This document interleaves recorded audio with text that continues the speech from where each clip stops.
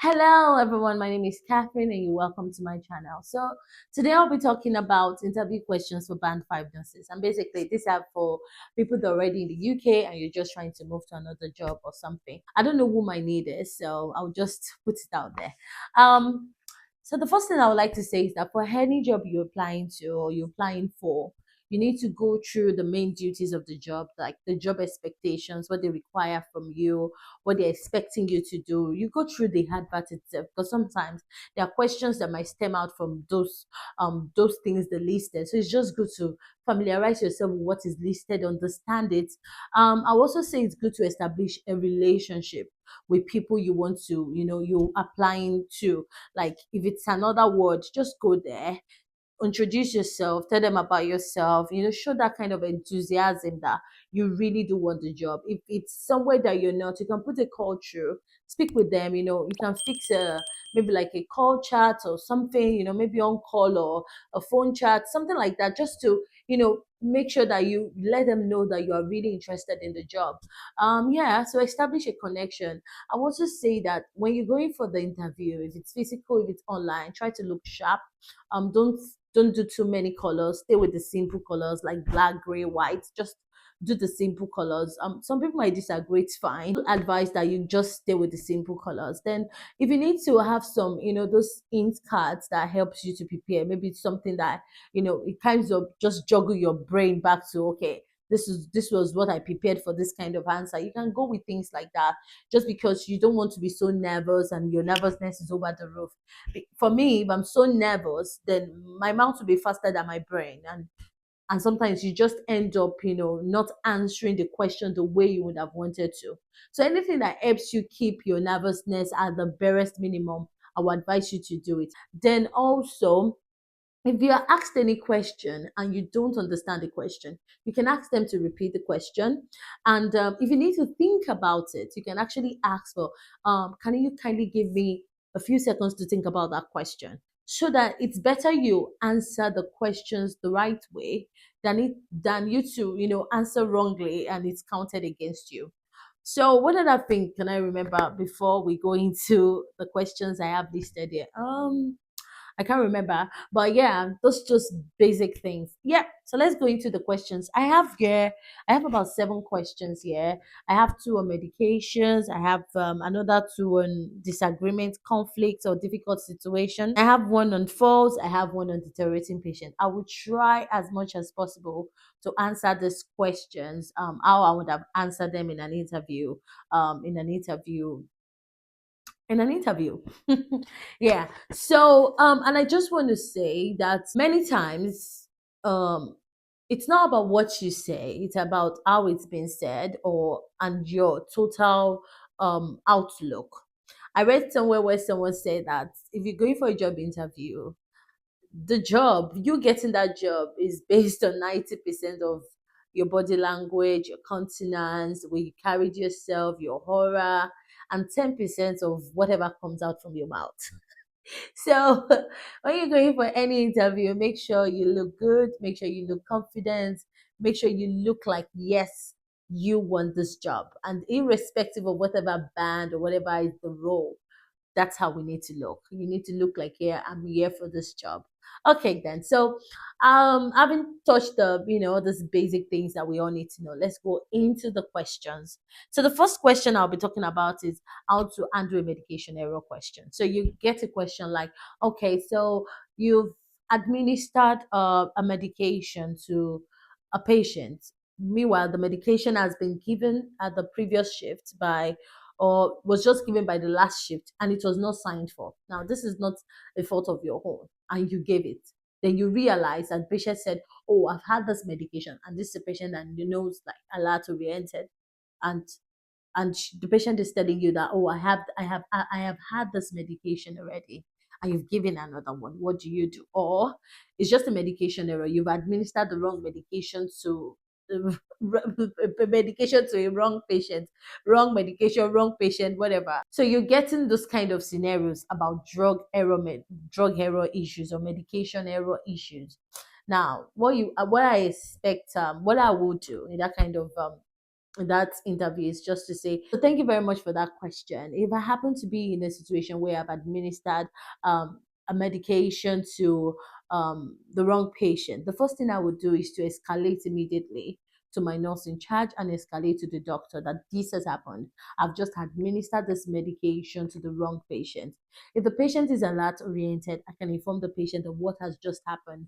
I'm very sorry, sir. I've just given you this medication, which I'm not supposed to have given you. Then I familiarize myself with the medication better by going through BNF. So I familiarize myself better because sometimes we know all these medications, but you need to read it in detail. What are the side effects? So I'll read them in detail, the side effect of these medications, what are the signs of, when a patient has had maybe an overdose or whatever it is, the situation, you just apply it like that. If it's an overdose, if it's a wrong medication totally, what's the history of the patient, what's the medical condition of the patient, maybe it's even contraindicated for this patient. So you want to know. Immediately I initiate a 15 minutes vital signs check. So I can do 15 minutes for the first 1 hour, doing the vital signs, checking the blood pressure, the temperature, the pulse, oxygenation. So we do all of that. We can initiate that for the first 15 minutes for 1 hour, then 30 minutes for the next 1 hour, then maybe hourly for the next 4 hours. Initiate all of that. And it depends on the medication also. If the patient needs to be on a strict input and output chart, like I need to know how much the patient is losing, how much the patient is taking in. If the patient needs to have a catheter for that, I will explain to the patient that the patient needs to have a catheter. Then if this patient is actually not alert and oriented, or the patient is alert and doesn't have mental capacity, I will inform the next of kin of what has happened, what we are doing, and if they need to come in to see the patient. So you let the next of kin know that this has happened, informing them apologetically about what has happened and what has been done, what I've done, the steps that have been taken, what we are doing, and what might be the possible outcome of the situation. So some of them might say that, oh, they want to come, can they come in? Definitely. For somebody that kind of situation has happened, I will say yes, you can come in to see your loved one. Then after doing all of this, I need to fill an incident form detailing everything that has happened, what has been done, and yeah, what has been done. Then if the patient needs, if I need to do an ECG, or if the patient needs an ECG, if the patient needs blood collected, if the patient needs blood sugar check, whatever is the issue, I need to place them on strict monitoring. So if the patient needs a blood sugar check, I can be doing the blood sugar every 1 hourly. If the patient needs ECG, we can do a baseline ECG, let the doctor know when should we repeat another one, depending on what the medication is. It helps me to determine the kind of care I will give. Then also I need to ensure that the duty of candor form is filled, and this is just a responsibility. It's like an expected responsibility for professionals to be honest and open with their patients. So in the duty of candor, I have to do um a detailed documentation of what has happened. Is it has it caused any adverse effect? Has it caused any harm? Or is it a near miss? All of those things. It's just something that is a legal binding thing that I expect us to be very honest, open, and accountable. Yeah. So I'll put all of that. Then you do follow up. You keep on following up with the patient um, till the patient is fine, till there is no need to worry. So even if I'm handing over that patient, I make sure that I put in a detailed documentation of what happened, of the incident, and what has been done, and the necessary plan for the whole period of monitoring, or the whole period where the patient is still under monitoring. Then after all of this, when I'm doing an handover, I will emphasize the need to continue to monitor and what is expected. After all of this, and fortunately, if the patient is fine and um there is no real harm that's been done to the patient, there's a need for me to reflect on my actions. What could I have done differently? How could I have ensured that these do not happen? And what are the things that I have learned from that situation that I will inculcate in my practice as a nurse? And that is what I would have done if there's any medication error. I believe that answer is as detailed as possible. And if you still have other ways that other areas that I did not answer, you can fill that in. So another one is about medication errors is what do you do if the patient is refusing medication and the treatment option you choose? So for a patient that is refusing medication, if it's a patient that has mental capacity, I will explain the medication to the patient. I will also talk about the adverse effect, the need or the use, the importance of this medication, why the patient has been prescribed this medication.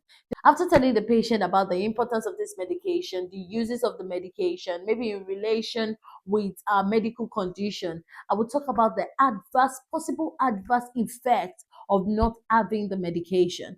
Take for example, like anticoagulants. If I'm giving a patient an anticoagulant injection, and the patient is telling me that, oh, I do not want this, I will try to explain to the patient why the patient is having an anticoagulant, what the anticoagulant is doing, which is basically to make sure that blood clots do not develop. So it's all right for you to give examples of these situations. It even makes it better. So I will talk about the fact that not taking this injections can actually lead to the patient having developing blood clots while in the hospital. And when this blood clot happens, it can cause a stroke. It can get into anywhere. It can get into the lungs. It can get into the brain and cause severe damage. After emphasizing all of this adverse effect, if the patient still insists that they do not want it, I will tell the patient, before I go on, I will try to let the patient repeat to me. It's just for me confirming that this patient do have mental capacity.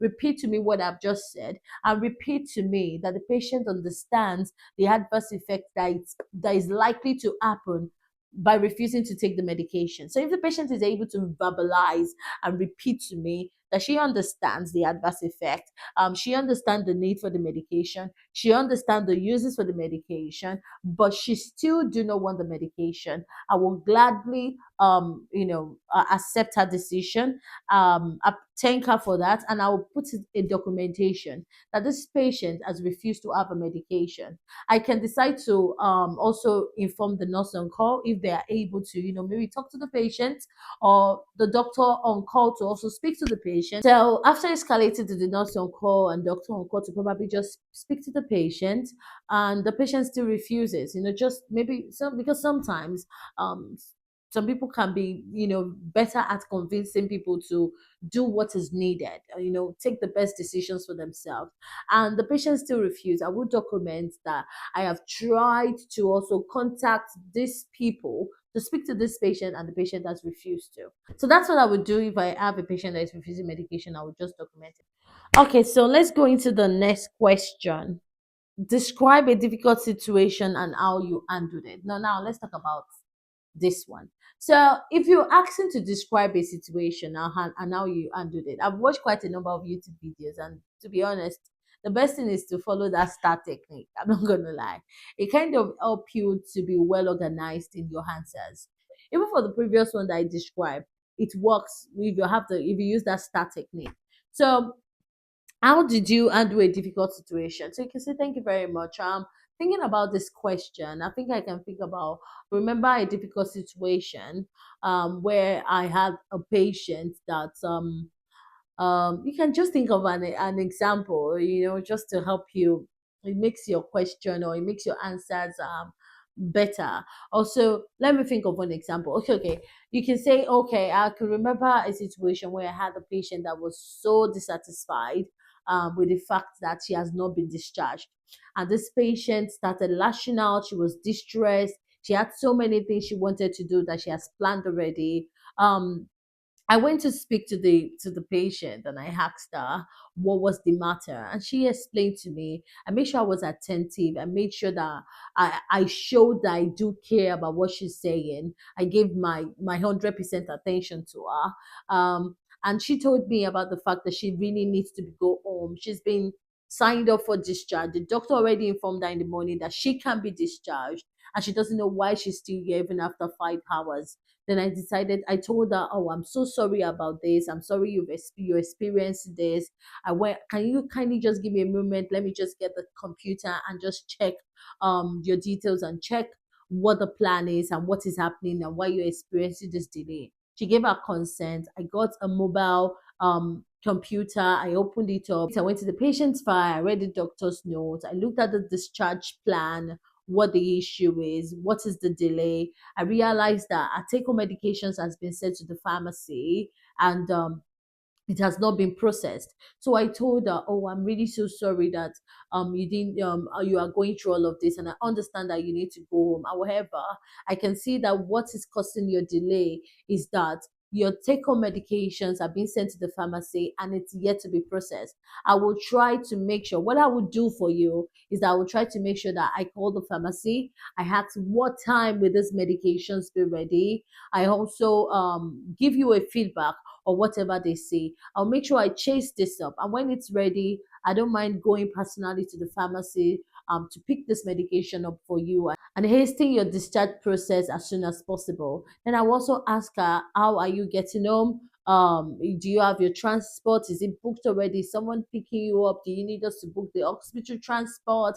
And she told me that, "Oh no, so her husband will be picking her up." I was happy about that.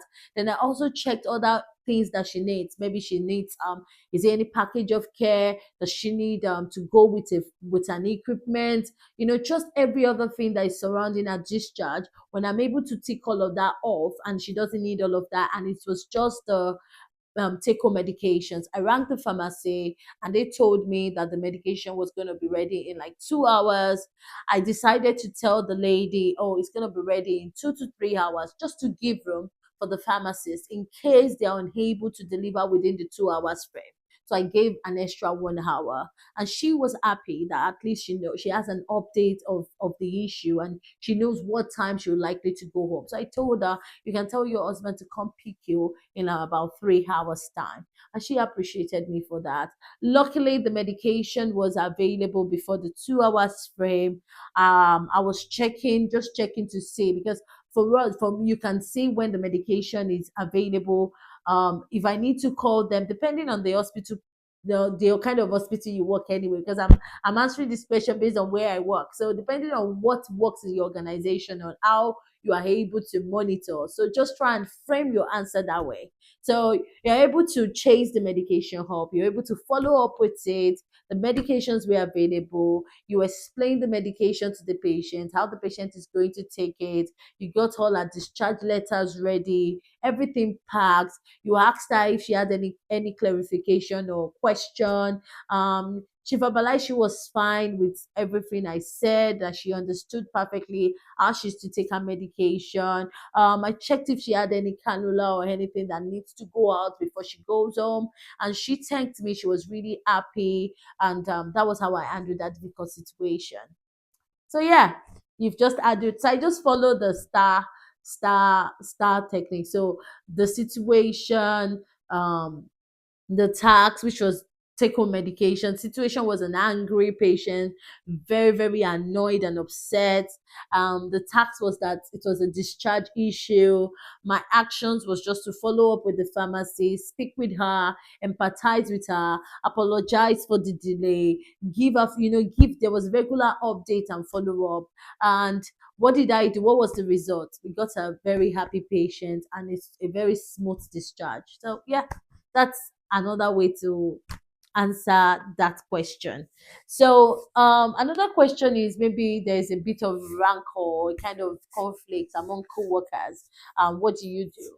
The best thing I would say is, because thank you very much for that question. If I happen to be in a situation where I'm witnessing two colleagues having a disagreement or a conflict, I would try to talk to them to kindly please just leave the patient area, take them to a calm place, maybe separate the two of them, depends on how heated or how tensed or how intense it was.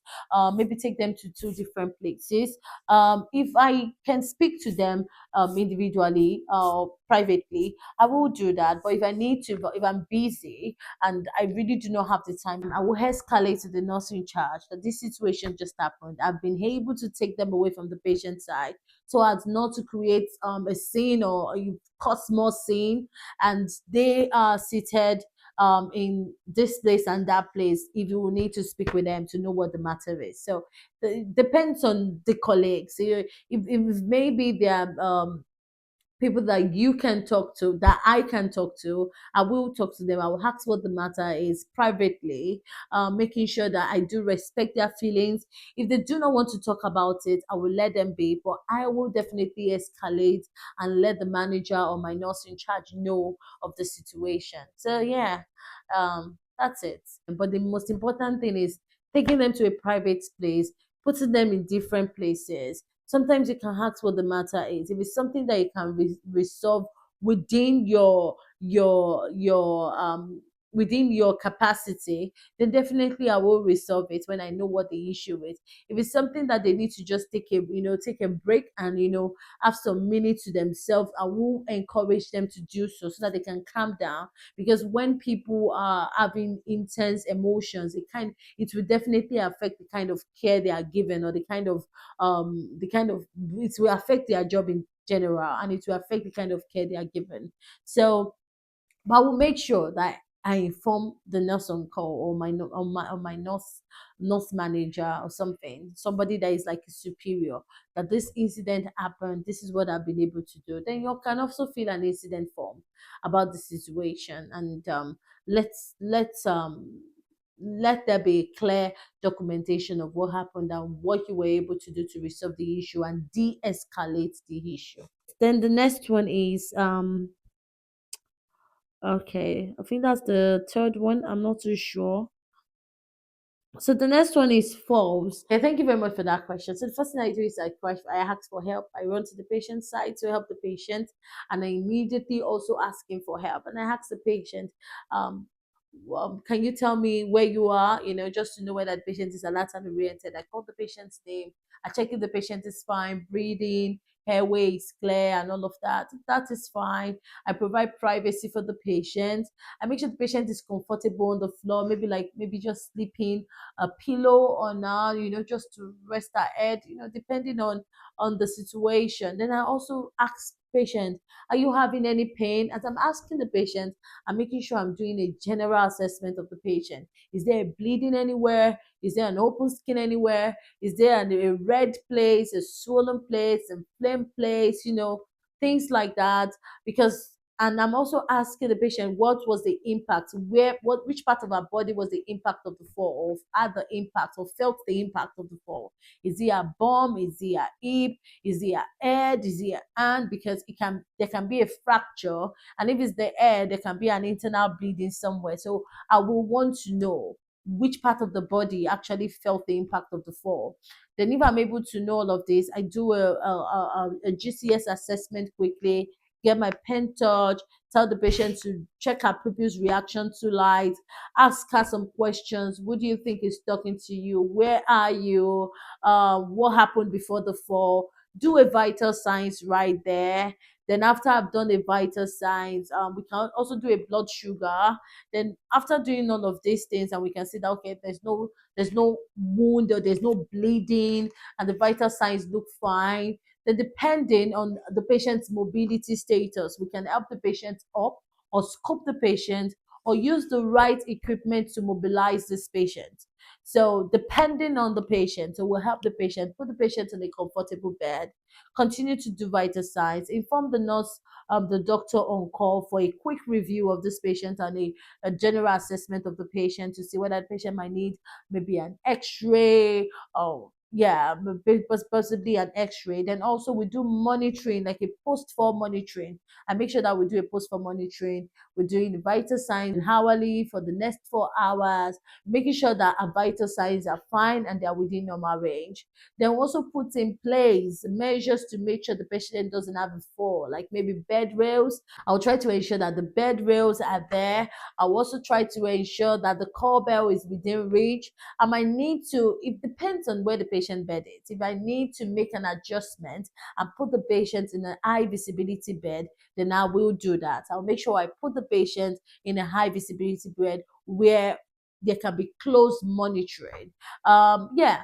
So basically, then continue to monitor depending on whatever it is that is discovered during assessment and all. Then we will treat. Then we'll follow the treatment plan for that.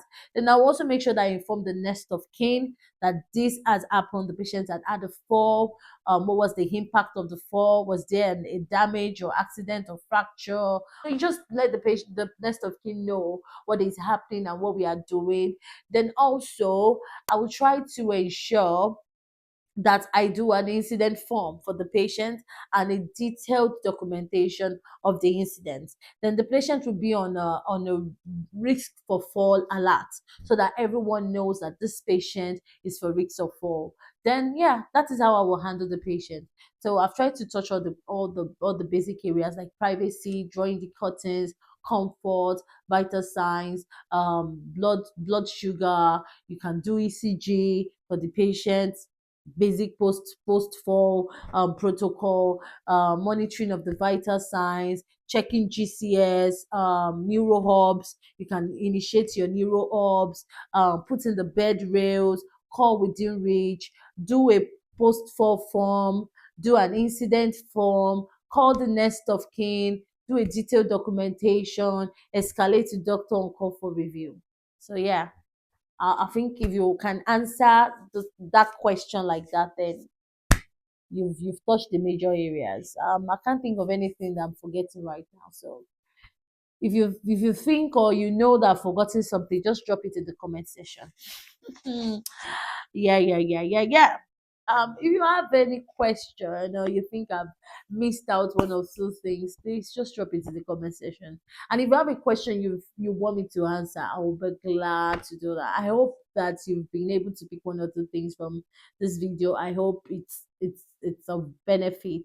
I hope it benefits someone out there. I hope you find this helpful in preparing for your interview, and I wish you all the best in your interview. So if you love my videos and you do like this, I would like you to please just hit on the subscribe button, click on the like button, subscribe to this channel so that you can see more videos of me. It might not be nursing videos though, but at least you see more videos of me.